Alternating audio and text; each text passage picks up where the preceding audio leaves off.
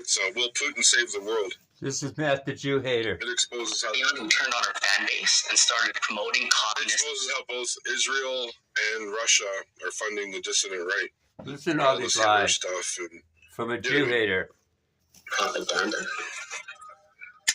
We're going to ship his ass back to the FBI. Is going to ship him back. Stalin wasn't evil. Stalin is often demonized, one of the most evil men who has ever lived.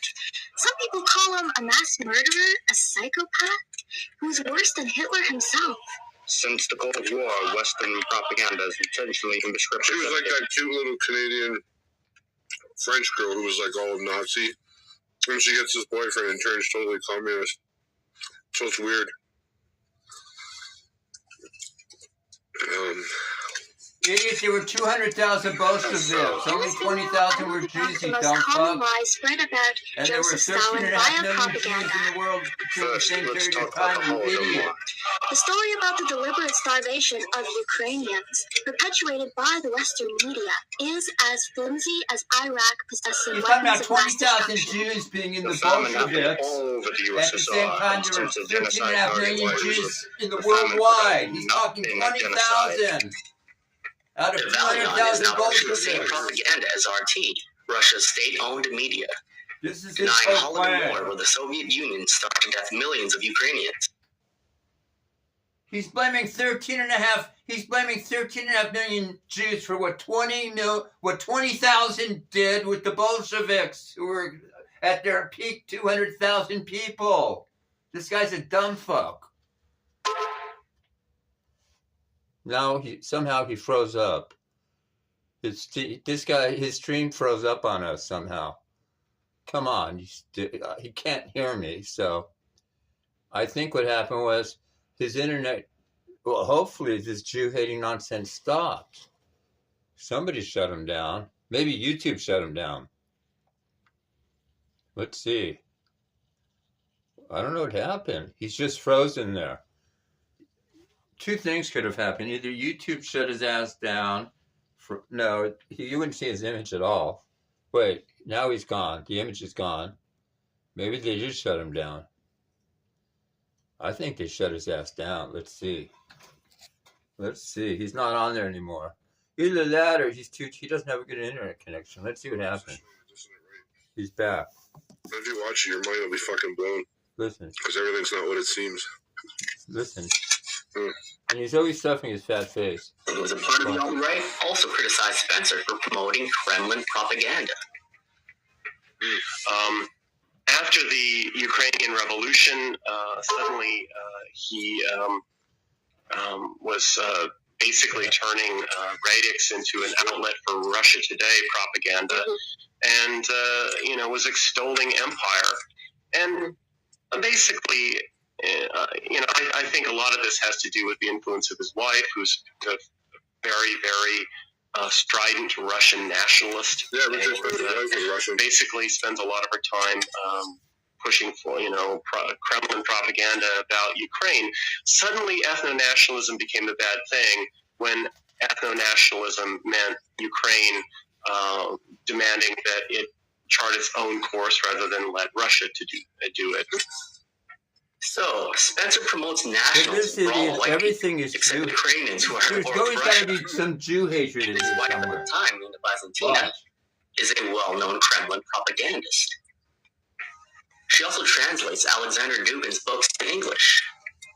Everything he does is related to the Jews. Dugin is a former geopolitical advisor to Vladimir Putin, Did you hear him? and his books are published by As Arctos. a former Jew advisor. Arctos is the company that founded altright.com, where Dugin and Spencer are both contributors. Just last year, Arctos got found to have an Israeli payment processor in Tel Aviv. And one of the owners was part Jewish. So, that's what I mean. That's what he means. It's all a psyop. Psyop. Because one dude's Jewish. It was Here's a where it psyop. gets interesting. I think it was In Arctos. 2001, Dugin wrote that white racism is completely disgusting and is the root of many great geopolitical disasters, and that the unity of the white race is as stupid as the concept of a united Christian world.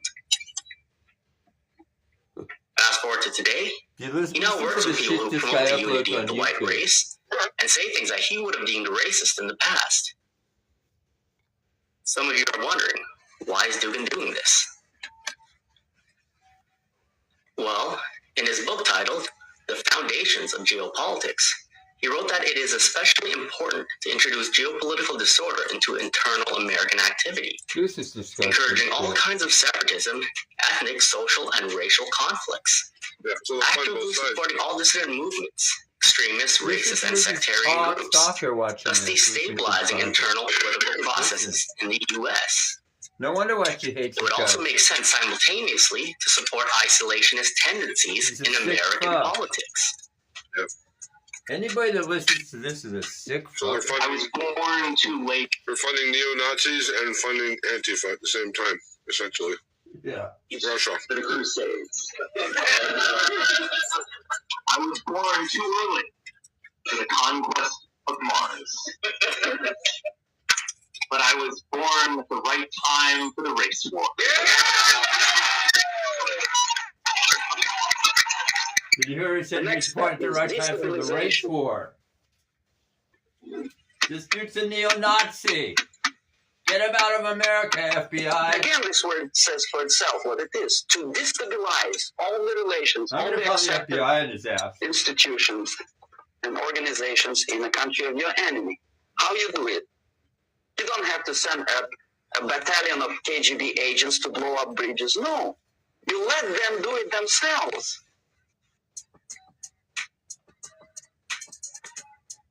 He is a Jew hater.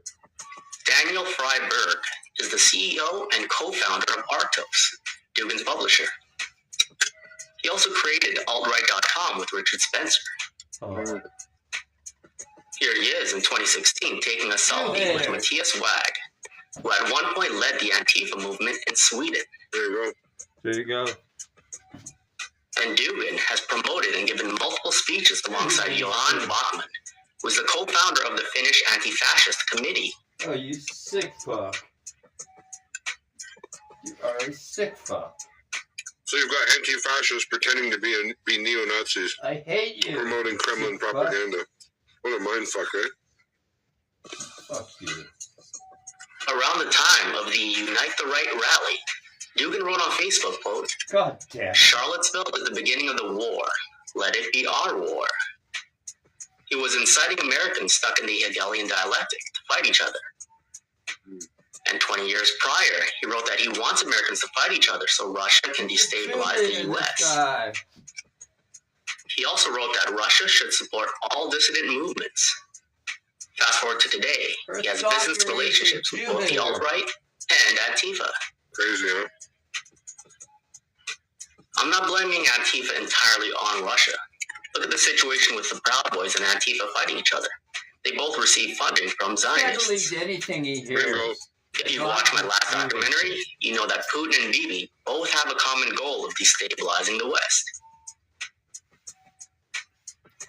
A lot of people are afraid to talk about 9/11 investigations because a large amount of the population will associate Hear what he them. said?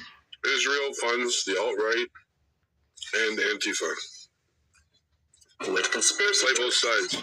Israel funds. A lot of people in the alt media community are afraid to criticize Russia because a larger part of the people online will associate them with CNN. The majority of Americans don't trust the mainstream media. So MSM criticizing Russia nonstop has actually worked out great for Russia. Being in our Even country Dugin admits this. He tweeted, quote, if Mr. Dugin is demonized by the Washington Post, that means he's right. They'd arrest his ass. Let's look at the facts. He comes to America to speak. Almost no one in the alt media, which is the future, is talking about Russia's attempts to destabilize the U.S. That's the title of this bid. And when I say Russia, I don't mean the Russian. I'm going to shut this So the crap off Democrats and were right name it now. when they were